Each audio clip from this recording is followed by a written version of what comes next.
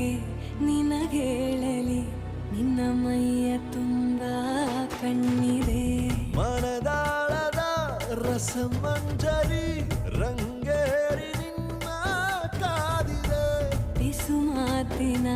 ಪಂದ್ಯಾವಳಿ